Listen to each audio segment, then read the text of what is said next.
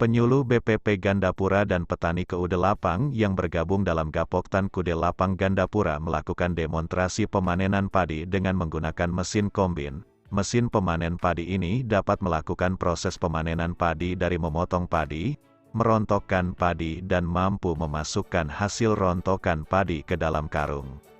Mesin ini dijalankan oleh sopir dibantu 1 atau 2 orang yang membantu saat mengikat karung yang telah terisi gabah. Dengan menggunakan mesin ini, proses pemanenan padi dapat lebih cepat dan efisien. Hal ini seperti diungkapkan oleh penyuluh pertanian BPP Gandapura, Jailani SP. Penggunaan teknologi mekanisasi pertanian yang khususnya saat ini sedang kita lakukan adalah kegiatan pemanenan menggunakan mesin combine harvester, yang mana keunggulan daripada menggunakan mesin combine harvester ini adalah untuk mempercepat waktu pemanenan. Kemudian pemanenan dapat dilakukan secara efektif, faktor kehilangan hasil juga sangat sedikit. Kemudian dapat dilakukan secara meluas apabila lokasi atau lahan itu mendukung untuk dilakukan pemanenan. Seperti yang sedang kita saksikan saat ini, pemanenan dilakukan untuk areal sekitar 800 meter persegi, hanya membutuhkan waktu sekitar 15 menit atau 20 menit saja. Dan itu merupakan penghematan waktu yang sangat signifikan, sangat besar, di mana biasanya bila menggunakan tenaga potong manual membutuhkan tenaga kerja 8 hingga 10 orang dan baru selesai dalam waktu 3 jam atau 4 jam pekerjaan. Demikian, Pak Kasih.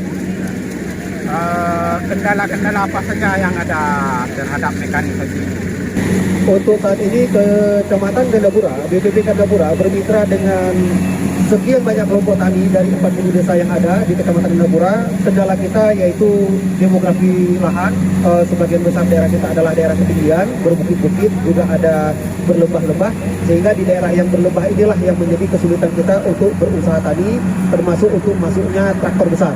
Sehingga untuk sampai saat ini yang sering masuk ke lahan-lahan tersebut hanya traktor hand atau traktor tangan, sehingga itu termasuk juga memperlama kegiatan proses usaha membajak sawah. Kemudian juga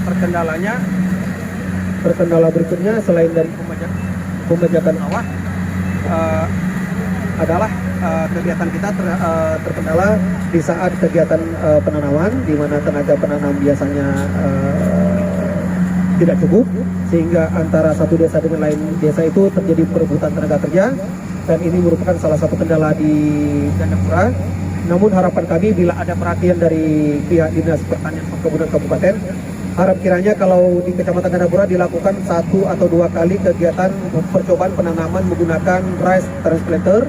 Tentu dengan adanya lokasi lahan yang kita tentukan, lahan tersebut harus dalam keadaan siap untuk ditanami, rata, tidak berlumpur, karena mesin rice transplanter atau mesin penanam padi ini membutuhkan lahan yang rata, membutuhkan lahan yang tidak terlalu berlumpur, sehingga menggunakan kegiatan penanaman padi.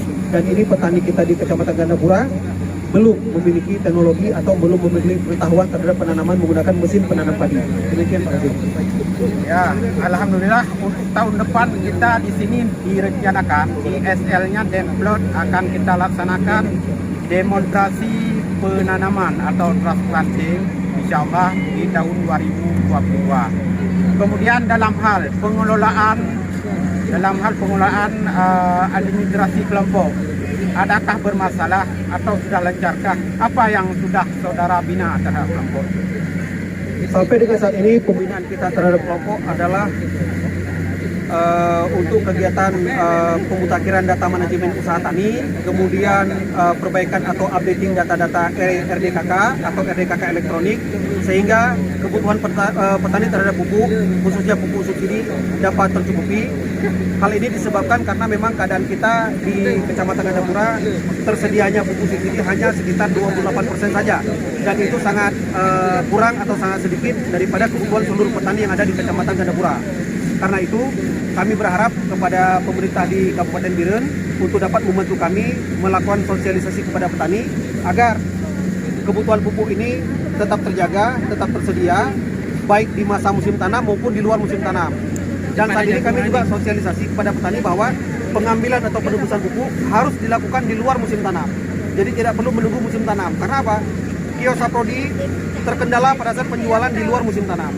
Pada saat pemeliharaan mereka dapat stok, tapi nggak ada terjadi penjualan, sehingga mereka lepas ke pihak perusahaan.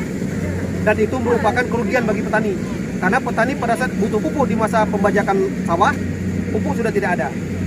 Karena bersamaan mereka butuh pupuk, sementara pupuk tersedianya terbatas. Begitu Pak Kasih.